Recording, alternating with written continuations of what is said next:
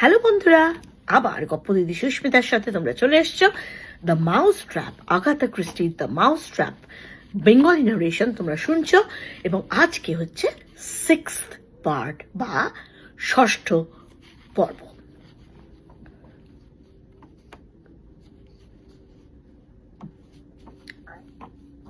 মক্সওয়েল manor? হ্যাঁ, কি বললেন? মলি বলে, কিন্তু সমস্তই কেমন যেন অবিশ্বাস্য। সেই জন্যই তো সুপারিনটেন্ডেন্ট হগবেন আমাকে এখানে পাঠিয়েছেন তাড়াতাড়ি। এই ঘটনার সঙ্গে আপনাদের কোনো যোগাযোগ আছে কিনা সেটা জানার বিষয়। ট্রেটার কথাগুলো বলে ফেললেন। জিলের কণ্ঠে কোনো সম্পর্কই নেই, কোনো সম্পর্কের আভাস পর্যন্ত নেই। এটা হয়তো কোনো কাকতালীয় ঘটনা। শান্ত স্বরে ট্রেটার বললেন, সুপারিনটেন্ডেন্ট এই ব্যাপারে কে এত তুচ্ছ বলে কিন্তু মনে করলেন না। তার মতে এ ব্যাপারে সাধ্যমতো ব্যবস্থা নেওয়া উচিত। আর যেহেতু বরফের উপর স্কি পায়ে দিয়ে হাঁটাচলা করতে আমি বিশেষ অভিজ্ঞ, তাই আমাকে সমস্ত প্রয়োজনীয় নির্দেশ দিয়ে আমাকেই পাঠালেন। আমি এখানকার সমস্ত তথ্য সংগ্রহ করে তার সঙ্গে ফোনে যোগাযোগ করব। সকলের নিরাপত্তার জন্য আমি নির্দেশ উনি দিয়ে দিয়েছেন। নিরাপত্তা? হায় ভগবান, আপনি কি মনে করেন কারুর এখানে খুন হবার আশঙ্কা আছে? আমি আপনাদের বিচলিত করতে চাই না, ট্রেটার বলে, তবে সুপারিনটেন্ডেন্ট হগবেন সেই রকম একটা কিছুর আশঙ্কা কিন্তু করেছেন। কিল বলে, কিন্তু কেনই বা? মাঝপথে জিলকে থামিয়ে দিয়ে ট্রেটার বলেন, সেই কারণটার খোঁজ করতে আমি এখানে এসেছি। Please please don't worry. তবে সমস্ত ব্যাপারটাই তো কেমন উদ্ভট। তা তো ঠিকই, তবে উদ্ভট বলেই তো বেশি বিপজ্জনক হতেই পারে না। মলি বলল, আমার বিশ্বাস আপনি নিশ্চয়ই সমস্ত ব্যাপারটা এখনো আমাদের খুলে বলেননি। কিছু একটা হয়তো আপনি বলেননি এখন। হ্যাঁ ম্যাডাম, আপনার অনুমান অভ্রান্ত। নোট বইয়ের ঠিকানায় লেখা পাতাটার উপর দিকে ছেলে বোলানো একটা ছড়ার লাইন লেখা, 3টে ইঁদুর অন্ধ। নিহত মহিলার ওই পোশাকের সঙ্গে পিন দিয়েও আটকানো এই কাগজের টুকরো এটা পাওয়া গেছে। তাতে লেখা আছে এই প্রথম, এবং কাগজটার নিচের অংশে 3টে ইঁদুরের ছবি আঁকা। আর ছবির তলায় ছড়াটার প্রথম 2 লাইনের স্বরলিপি। ঘুম পাড়েনি মৃদু স্বরে মলি বিড়বিড় করলো, 3টে ইঁদুর অন্ধ, জানলা কপাট বন্ধ, বন্ধ ঘরে তারা ছুটতে ছুটতে সারা। আচমকা বন্ধ হয়ে গেল তারা। সত্যি সত্যি কি বিভৎস ব্যাপার না? 3টে অনাথ শিশু ছিল, তাই বললেন না? হ্যাঁ, 3 জন। একটা 15 বছরের ছেলে, একটা 14 বছরের মেয়ে, আর একটা 12 বছরের ছেলে। এই 12 বছরের ছেলেটি মারা গিয়েছিল। কি ঘটলো অন্য 2 জনের ভাগ্যে? মলি জিজ্ঞেস করে। যতদূর খোঁজ পাওয়া গেছে, প্রৌঢ় দম্পতির এক নিঃসন্তান মেয়েটিকে নিজেদের পালিতা কন্যা হিসেবে গ্রহণ করেছিল। আমরা এখনো পাইনি তাদের সন্ধান। আর অন্য ছেলেটি 23 বছর বয়স হবে হয়তো এখন। আমরা তারও কোনো খবর জানি না। তবে ছেলেবেলা থেকেই অদ্ভুত প্রকৃতির ছেলেটি। সেনা বিভাগে যোগ দেয় 18 বছর বয়সে, এবং বছরখানেক বাদেই সে নিরুদ্দেশ হয়ে যায় সেনাবাহিনী ছেড়ে। সেনাবাহিনীর চিকিৎসক কিন্তু বলেছিল ছেলেটার মানসিক গঠন কিন্তু স্বাভাবিক নয়। হি মে বি আ সাইকোপ্যাথ। জিল বলল, তাহলে কি আপনি মনে করেন ওই ছেলেটি হয়তো মার্ডার, ওই লিওনের? আমাদের বিশ্বাস এখানের কোনো বাসিন্দার সঙ্গে ওই মামলার কোনো না কোনো একটা লিঙ্ক আছে। যাই হোক, মিস্টার ডেভিস, মিসেস ডেভিস, যোগসূত্রের সঙ্গে আপনাদের কোনো যোগাযোগ নেই, আপনারা শিওর? হ্যাঁ হ্যাঁ, আমরা শিওর। আচ্ছা, এখানে কে কে অতিথি আছে না? নামগুলো মলি একে একে বলে গেলেন। Mrs Boyle, Major Metcalf, Mr Christopher Wren এবং মিস্টার প্যারাভিসিনি। সমস্ত কিছু ট্রেটার নোটবুকে লিখে রাখলেন। আর চাকর বকর? আমাদের কোনো কাজের লোক নেই এখন স্যার। এই দেখো অনেকগুলো আলু আগুনে চড়িয়ে এসছি, একদম ভুলে গেছি। ভাগ্যিস মনে পড়লো আপনি ওই চাকর বাকরদের কথা বললেন। দ্রুত পায়ে মলি বেরিয়ে গেল পড়ার ঘর থেকে। জিলের দিকে তাকিয়ে ট্রেটার বলল, আচ্ছা, এই সমস্ত অতিথিদের সম্বন্ধে আপনি কি জানেন? জিল বলল, আমরা খুব একটা জানি না। মিসেস বয়েল বর্নমাউথের এক হোটেল থেকে চিঠি পাঠিয়েছিলেন।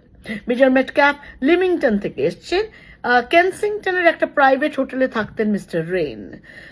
একমাত্র প্যারাভিসিনি যিনি আকাশ থেকে হঠাৎ করে কালকে এসে পড়লেন, কিংবা যাই হোক ভদ্রলোকের গাড়িটা আটকে গেছিল নাকি মাঝ রাস্তায়। তবে আমাদের ধারণা প্রত্যেক অতিথি তাদের পরিচয়পত্র বা ওই জাতীয় কিছু নিশ্চয়ই সঙ্গে করে নিয়ে এসেছেন। সেই সমস্ত ব্যাপারে আমি ঠিক সময় খবর নিয়ে নেব, ট্রেটার বলে। জিল বলে, তবে একদিক থেকে আমাদের ভাগ্য ভালো, এই প্রচন্ড দুর্যোগের মধ্যে আপনার সহজসাধ্য হবে না খুনির আবির্ভাব। ট্রেটার বলে, হয়তো তার প্রয়োজন নেই মিস্টার ডেভিস। জিল বলে, মানে? 2 দিন আগেই মিসেস গ্রেগ মারা গিয়েছেন, আপনার প্রত্যেক অতিথি তো উপস্থিত হয়েছেন তারপরেই, তাই নয় কি? হ্যাঁ, তা অবশ্য ঠিক। একমাত্র মিস্টার প্যারাভিসিনি ছাড়া তারা সবাই কিন্তু বুক করে রেখেছিলেন। সার্জেন্ট ট্রেটার গভীর নিঃশ্বাস ফেললেন, বললেন, এই খুনগুলো তো আগে থেকে ঠিক করা ছিল। খুনগুলো সম্বন্ধে আপনি কি বলতে চাইছেন? আমি তো একটা খুনের কথাই জানি, আরো খুন। ট্রেটার বলল, কথাটা আপনি এক পক্ষে ঠিকই বলেছেন, আগামী খুনটা আমার উচিত ছিল প্রতিরোধ করা, অন্তত পক্ষে তার জন্য চালিয়ে যাওয়া উচিত প্রচেষ্টার। ঝিলের এবার উত্তেজনায় বলে, তবে আপনার আশঙ্কা সত্যি হয় যদি এখানে একজন অতিথির সঙ্গে ওই ছেলেটির বয়স কিন্তু মিলে যায়। তিনি হলেন ওই ক্রিস্টোফার রেইন। স্টাডি রুম থেকে সার্জেন্ট বেরিয়ে এবার রান্নাঘরের দিকে এগোলেন। ট্রেটার বললেন, মিসেস ডেভিস, আপনি আমার সঙ্গে একবার লাইব্রেরি ঘুরে এলে আমি খুব খুশি হব। আমি সকলের সামনে বক্তব্য রাখতে একটু ভালোবাসি। অতিথিদের খবর দেওয়ার জন্য মিস্টার ডেভিসকে আমি পাঠিয়ে দিয়েছি। ওয়াল্টার র্যালে কি কুক্ষণে যে বস্তুটির আবিষ্কার করেছিলেন সে কথা ভাবতেই আমি অবাক হয়ে যাই মাঝে মাঝে। সার্জেন্ট ট্রেটার রসিকতাটা ঠিক মতো বুঝতে পারলেন না। তিনি বললেন, আচ্ছা চল। এইবার মুখ বেজার করে বিরক্তিতে মলি নিজেকে সামলে নিল। এবার বলে, আচ্ছা বলুন, এত কিছু ভাবতে গেলে কি একটু অবাস্তব লাগছে না? এর মধ্যে অবাস্তবতা বলে তো কিছু নেই মিসেস ডেভিস, সমস্ত ঘুমটাই কিন্তু পরিকল্পনা করে হয়েছে। মলি বলে, আচ্ছা লোকটার চেহারার বিবরণ নিশ্চয়ই আপনারা জানতে পেরেছেন যে খুন করেছিল। হ্যাঁ, উচ্চতা মাঝারি, স্বাস্থ্য ছিল চিপচিপে, গায়ে গাঢ় কালো রঙের ওভারকোট, বেশিরভাগটা মাফলারে ঢাকা। নিশ্চয়ই আপনি বুঝতে পারছেন যে কোনো সাধারণ মানুষের সঙ্গে এই মিলটা মিলেই যেতে পারে। কিছুক্ষণ থেমে ট্রেটার বললেন, আপনাদের বড় হল ঘরটাতে তো আমি 3টে কালো ওভারকোট আর 3টে হালকা বাদামি টুপি দেখলাম, কিন্তু লন্ডন থেকে কিন্তু কেউ আসেনি এখানে, জানেন মিস্টার ট্রেটার। সত্যি কি তাই মিসেস ডেভিস? তারপর ট্রেটার দ্রুত পায়ে এগিয়ে গিয়ে কোণের দিকে বড় টেবিল থেকে একটা খবরের কাগজ নিয়ে বললেন, এটা হচ্ছে 19শে ফেব্রুয়ারি ইভিনিং স্ট্যান্ডার্ড, অর্থাৎ 2 দিন আগে লন্ডনের সংস্করণ। নিশ্চয় পত্রিকাটি কেউ এখানে নিয়ে এসেছেন, তাই না? মলি চোখ দুটো বলল, কি আশ্চর্যের ব্যাপার, কোথা থেকেই বা এখানে এটা আসতে পারে? ট্রেটার বলে, লোকের মুখের কথাই সব সময় ঠিক বলে জেনে নেওয়া উচিত নয়। তাছাড়া যে সমস্ত অতিথিদের আপনি আশ্রয় দিয়েছেন এখানে তাদের সম্বন্ধে আপনারা প্রায় কিছুই জানেন না। আমার ধারণা এই ব্যবসাতে আপনারা নিতান্তই নবাগত। বলে, হ্যাঁ আপনি ঠিকই ধরেছেন স্যার, এই মুহূর্তে তার নিজেকে আরো বেশি অনভিজ্ঞ এবং আরো বেশি ছেলে মানুষ বলে মনে হচ্ছে। ট্রেটার বলল, আচ্ছা আপনাদের বিয়েটাও খুব বেশি দিন হলো বলে মনে হয়নি। মলির গলায় লজ্জার সুর, না সবে 1 বছর, এবং সেটা খুব হঠাৎই হয়েছিল। হো, আচ্ছা প্রথম দর্শনেই প্রেম না ওই জাতীয় কিছু?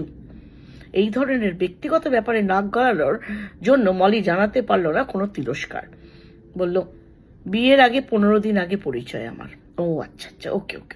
আপনার স্বামী অঞ্চলের নিশ্চয়ই বাসিন্দা নন? না, জিলের বাড়ি লিঙ্কনশায়ারে। মলি জানালো, তবে জিল ছোটবেলায় কোথায় কিভাবে মানুষ হয়েছে তা সে জানে না। ট্রেটার বলে, আচ্ছা মনে করবেন না, তবে হোটেল ব্যবসা চালাবার পক্ষে আপনাদের কিন্তু খুব অল্প বয়স। বেশ, এ সম্বন্ধে কোনো বাধা নিষেধ আছে বুঝি? আর তাছাড়া বয়স 22 বছর হতে চললো আমার। ট্রেটার বলে, হ্যাঁ তাহলে মিসেস ডেভিস আপনি নিশ্চয়ই এর জন্য প্রস্তুত। যাই হোক, চলুন আমরা লাইব্রেরি ঘরে যাই। ক্রিস্টোফার রেনের তীক্ষ্ণ গলায় প্রথমে তীরের মতো বিদ্ধ করলো কানে। তিনি যে এই বিষয়ে কিছুটা উত্তেজিত হয়ে উঠেছেন এবং রাতভর তিনি যে আজ দু চোখের পাতা এক করতে পারেননি সে কথাই বললেন তিনি দৃঢ় স্বরে। আনুপূর্বিক সমস্ত বৃত্তান্ত শোনবার জন্য তার আগ্রহ কিছুমাত্র কম দেখা গেল না। মিসেস বয়েলের মেদবহুল গলা ভেদ করে এক চাপা ক্রুদ্ধ ঘর ঘরে আওয়াজ বেরিয়ে এলো। অপদার্থ, সম্পূর্ণ অপদার্থ। এইভাবে একজন খুনে পাগলকে রাস্তায় চলাফেরা করতে দেওয়া যে কতটা বিপজ্জনক তার দায়িত্ব জ্ঞানীন পুলিশ কর্তৃপক্ষের বোঝা উচিত। মিস্টার প্যারাভিসেনি স্বাগতিক সুরে হাত নেড়ে বললেন, কিন্তু অঙ্গভঙ্গি তার সারল। মিসেস বয়েলের মোটা ঘরঘরে গলার নিচে তার সমস্ত বক্তব্যই চাপা পড়ে গেল। মেজর মেটক্যাফের হাব ভাবেও একটা অধৈর্যের ছাপ লক্ষ্য করা যাচ্ছে। তিনি মূল তথ্যগুলো ঠিকভাবে বুঝে নিতে চাইছেন। ট্রেটার কিছুক্ষণ চুপ করে থাকলো, তারপর সকলকে থামিয়ে দেওয়ার জন্য হাত তুললেন। তার চাল চলনে পরিপূর্ণ কর্তৃত্বের আভাস। তার সবচেয়ে আশ্চর্যের ব্যাপার হলো সঙ্গে সঙ্গে সকলে কিন্তু থেমে গেল। ঘরের মধ্যে শুধু নীরবতা। ট্রেটার মুচকি এসে বললেন, ধন্যবাদ। মিস্টার জিল ডেভিসের কাছে আপনারা নিশ্চয়ই এতক্ষণে আমার আসার কারণটা শুনেছেন। আমি সঠিক উত্তরটা আপনাদের কাছ থেকে জানতে চাই। লরিস ফার্মের এই মামলাটার সঙ্গে কি আপনারা কেউ কোনোভাবে জড়িত ছিলেন? ঘরের মধ্যে দেখা গেল নীরবতা, যেটা ছিল খুবই স্বস্তিকর। ভবলেশহীন চারটে মুখ ট্রেটারের চোখের দিকে চোখ রাখলো। কিছুক্ষণ পর উত্তেজনা ও চাঞ্চল্যটুকুও যেন ব্লটিং পেপারের মতন সবার মুখ থেকে শুকিয়ে গেল। পুনরায় ট্রেটার নীরবতা ভাঙল। তার গলায় গম্ভীর আবেদনের সুর। তিনি বললেন, দয়া করে আমার বক্তব্যটা বোঝবার চেষ্টা করুন মন দিয়ে। পুলিশ কর্তৃপক্ষের বিশ্বাস আপনাদেরই কোনো একজন এখন গভীর বিপদের মুখোমুখি এসে দাঁড়িয়েছেন। মনে রাখবেন, আপনারা খুবই সাংঘাতিক ধরনের বিপদ। তার কারণ এই দুর্ঘটনা ঘটতে যাচ্ছে, সেই প্রশ্নের মীমাংসা করাই এখন সবার প্রয়োজন। তবু কথা শোনা গেল না কারোর মুখে। আচ্ছা, ঠিক আছে, প্রশ্নটা শুরু করি। মিস্টার প্যারাভিসেনি, আপনি? মিস্টার প্যারাভিসেনি ঠোঁটের কোণে হাসির ঝিলিক, প্রতিবাদের ইঙ্গিতে হাত নাড়ালেন। তার আচরণে বিদেশি ঢং সহজে চোখে পড়ে। এই অঞ্চলে আমি হচ্ছি নবাগত বিদেশি, সে কথা সার্জেন্ট ভুলে যাবেন না। এখানকার স্থানীয় কোনো ঘটনার সঙ্গে আমার যোগ ছিল না, আর কোনোদিন থাকবেও না। ওকে, মিস্টার রেইন? ক্রিস্টোফারের শানিত কণ্ঠে বেজে উঠল। এই ঘটনার সময় আমার বয়স ছিল খুবই কম, এমনকি সমস্ত ঘটনাটাও এখন আমার আচ্ছাভাবে মনে করতেও পারছি না। ওকে ওকে, আচ্ছা মেজর মেটক্যাফ, এই বিষয়ে আপনার বক্তব্য কি? ভদ্রলোক উত্তর দেবার জন্য ঠিক প্রস্তুত ছিলেন না। তা তাড়াতাড়ি বলে উঠলেন, দৈনিক পত্রিকার মারফত আমি সমস্ত ঘটনাটাই জানতে পারি, কিন্তু তখন আমি চাকরি সূত্রে এডিনবরায় থাকতাম। ট্রেটার বলল, ওকে, এই আপনাদের শেষ কথা। কেউ কিছু বলবে না? আবার সে আগের মতো নিস্তব্ধতা। আস্তে আস্তে ট্রেটার তার বুকের মধ্যে থেকে একটা দীর্ঘ নিঃশ্বাস ছাড়লেন। তারপর বললেন, যদি আপনাদের মধ্যে কেউ মারা যান, কথাটা থামিয়ে সকলের দিকে তাকিয়ে আবার বললেন, তবে কিন্তু তার জন্য তিনিই দায়ী থাকবেন। এই বলে তাড়াতাড়ি ঘর থেকে উনি বেরিয়ে গেলেন। আপন মনে রেন চেঁচিয়ে উঠলেন, কি আশ্চর্যের ব্যাপার! ঠিক যেন একটা রোমাঞ্চকর নাটকের দৃশ্য। তবে ভদ্রলোকের চেহারাটা যে রীতিমতো সুন্দর তাতে সন্দেহ নেই। সেই জন্যেই পুলিশ কর্মচারীদের এত পছন্দ করি আমি। যাই হোক, ছেলে বলে না, ছড়াটাও কিন্তু বেশ মজার, তাই না? 3টে ইঁদুর অন্ধ, জানলা কপাট বন্ধ। মলি বললে, দোহাই আপনার, চুপ করুন, চুপ করুন। রেনের চোখে মুখে হাসির ছটা। বললেন, কিন্তু ম্যাডাম, এটাকে আমার স্বতঃস্ফূর্ত আনন্দেরই প্রকাশ বলে মেনে নেবেন। জীবনে কখনো কোনো খুনের মামলা জড়িয়ে পড়ার সৌভাগ্য হয়নি। এই অভিজ্ঞতা একদম নতুন। সেই কারণে বুকের মধ্যে অস্থির একটা উত্তেজনা অনুভব করছি। মিসেস বয়েল গর্জে উঠলেন, নাটক না ছাই, আমি এর এক বর্ণ বিশ্বাস করি না। ক্রিস্টোফারের চোখে আনন্দের ঝিলিক দিয়ে উঠলে। সে বলল, তাহলে মিসেস বয়েল 1 মিনিট অপেক্ষা করুন। আমি নিঃশব্দে পিছনে দাঁড়িয়ে আপনার গলাটা মলির ভয়ার্ত গলা ভেদ করে একটা যন্ত্রণাকাতর শব্দ বেরিয়ে এলো। সে বলল, মিস্টার রেন, আপনার পৈশাচিক ঠাট্টার জন্য আমার স্ত্রীও অসুস্থ হয়ে পড়ছে। জিল বলে ওঠে, সম্ভবত সভ্য সমাজের রীতিনীতিগুলো।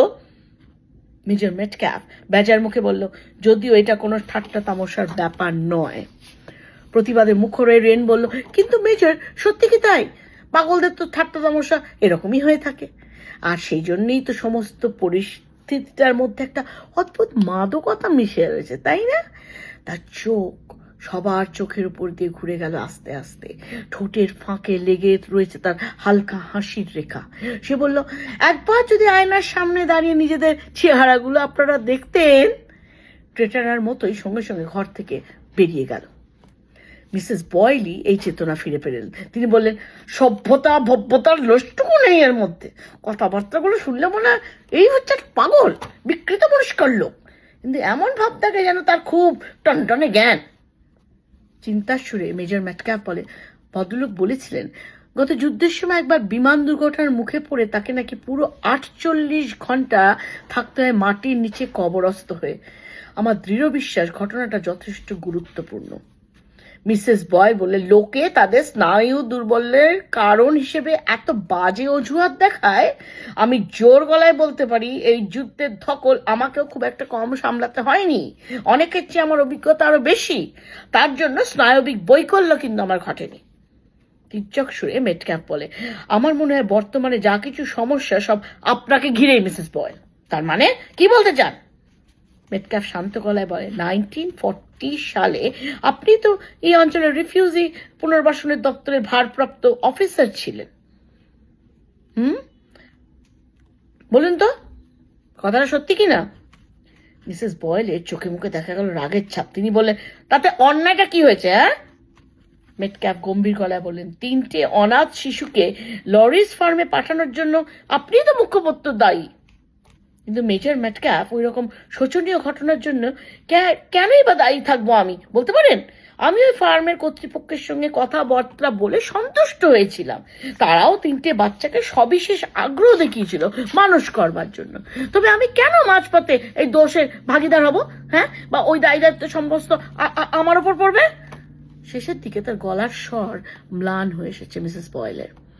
জিল তীক্ষ্ণ কণ্ঠে বললেন, সার্জেন্ট ট্রেটারকে আপনারা এই সম্বন্ধে তখন কিছু জানালেন না কেন? চড়া সুরে মিসেস বয়েল বলে, এটা পুলিশের কোনো ব্যাপার নয়, আমি নিজেই দেখাশোনা করতে পারি নিজেদের। মেটক্যাপ মৃদু স্বরে তার মন্তব্যটা ছুড়ে দিয়ে বাইরে বেরিয়ে গেলেন। তিনি বললেন, আমারও দেখাবার একটা সুযোগ পাবো তাহলে। জিল এবার মলির দিকে বলল, তুমি কি ভদ্রমহিলাকে আগে থেকে জানতে জিল? বাজারের সামনে বড় রাস্তার উপরই তো আপনার দোতলা বাড়ি ছিল, তাই না? যেটা সামরিক কর্তৃপক্ষ জরুরি প্রয়োজনে দখল করে নিয়েছিল। বয়েল কথার উত্তর দিলেন, তারপর আবার বিরাজপূর্ণ করে বলেন, এখন একেবারে অবস্থা ভেঙে গেছে, জানলা দরজার আর কিছু চিহ্ন মাত্র নেই।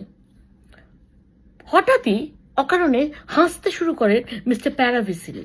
তার হাসির ভঙ্গিটা সম্পূর্ণ আলাদা। পিছন দিকে মাথা হেলিয়ে চোখ দুটো বুজে প্রবল বেগে তিনি হেসে চলেছেন। হাসির ফাঁকে ফাঁকে তিনি সবার কাছ থেকে ক্ষমা চেয়ে বলে, আমাকে মাফ করুন, কিন্তু সমগ্র ঘটনাগুলো এতই মজা যে হাসিটাকে আমি কিছুতেই সামলাতে পারছি না। হ্যাঁ, সত্যি পরিবেশটাকে খুব ভালোভাবে কিন্তু আমি উপভোগ করছি। সার্জেন্ট ট্রেটার ভেতরে পা রাখেন। তার দু চোখের বিরূপ দৃষ্টি ওই হাস্যরত প্যারাভিসিনির মুখের ওপর কয়েক মুহূর্ত দাঁড়িয়ে। বিরক্তিতে তার দীর্ঘ ভ্রুজোড়া কুঁচকে গেল। তারপর বললেন, প্রত্যেকে যে বর্তমান পরিস্থিতির জন্য একটা মজার ইন্ধন পেয়েছেন, এজন্য বিশেষ আনন্দিত আমি দুঃখিত ইন্সপেক্টর, আমি সত্যি খুব দুঃখিত। এর জন্য আপনার সাবধান বানিয়ে আমার কিছুটা হালকা হয়ে যেতে বসেছে। ট্রেটার হালকাভাবে নিজের বউটা বললেন, সমস্ত পরিবেশটা আপনাদের চোখের সামনে ফুটিয়ে তোলার যথাসাধ্য চেষ্টা করেছি আমি, যদিও আমি ইন্সপেক্টর নই, একজন সার্জেন্ট মাত্র। ট্রেটার মলের দিকে একবার ঘুরে দাঁড়ালেন, তারপর বললেন, মিসেস ডেভিস, আমি এখানকার ফোনটা একবার ব্যবহার করতে চাই। প্যারাভিসিনি নিজের মনেই বলে উঠলেন, সত্যি আমি ব্যাপারটাকে বড় বেশি গুরু করে তুলছি, এখানে তার বেশিক্ষণ না থাকাই ভালো। জিল মন্তব্য করলেন, ভদ্রলোক কিন্তু সত্যি গভীর জলের মাছ। ট্রেটার বললেন, হ্যাঁ, কেন যেন একটু অপরাধী সুলভ মনোভাব, এক বন্ধুও কিন্তু ওনাকে বিশ্বাস করা উচিত নয়। মলি চেঁচিয়ে বলে, তাই বুঝি? তাহলে তাহলে কি আপনি মনে করেন, বয়সটা তো বেশি দেখায় অনেকটা, অবশ্যই এই বয়সটা সত্যি কিনা জানি না, মেকআপ তো অনেক সময় কম বয়সীও দেখায়, তাই না? সত্যি কি আপনি ওনাকে সন্দেহ করছেন? সার্জেন্ট ট্রেটার বিরক্তি সহকারে মলির উত্তরটা বা সিদ্ধান্তটা ভেঙে দিতে বললেন, ওইভাবে শুধুমাত্র কল্পনার উপর নির্ভর করে আমরা সঠিক জায়গায় পৌঁছতে পারবো না মিসেস ডেভিস। তবে সুপারিনটেন্ডেন্ট হকবেনকে সব খুলে বলতে হবে। কথা বলতে বলতে তিনি টেলিফোনটার দিকে গেলেন। মলি মাথা নেড়ে বললেন, এখন তো সম্ভব না, কারণ ফোনটা তো অচল। ট্রেটার চমকে বললেন, কি বলেন, ফোন অচল? কখন থেকে? তার গলায় স্বরের তীক্ষ্ণতা, সবাই চমকে উঠল। একটু আগেই মেজর ম্যাটক্যাফ রিং করেছিলেন, তখনই ধরা পড়ে ব্যাপারটা। কিন্তু সকালেও তো লাইনটা চালু ছিল।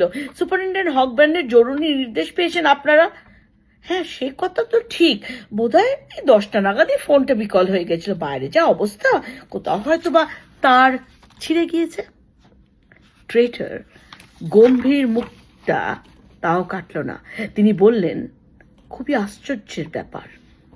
তিনি যেন নিজেকে শুনিয়ে বললেন, কেউ হয়তো ইচ্ছে করেই লাইনটা কেটে দিয়েছে। মলির দু চোখে দেখা গেল অবাকের ছাপ। সে বলল, হ্যাঁ, আপনার কি ধারণা? আজকে গপ্প দিদি এখানেই শেষ করছি। সামনের সপ্তাহে কিন্তু আবার এই the mouse trap Agatha Christie's narration কিন্তু আবার তোমরা শুনতে থেকো, কারণ গল্প কিন্তু অল্প অল্প করে কিন্তু ক্লাইম্যাক্সের দিকে এগোচ্ছে।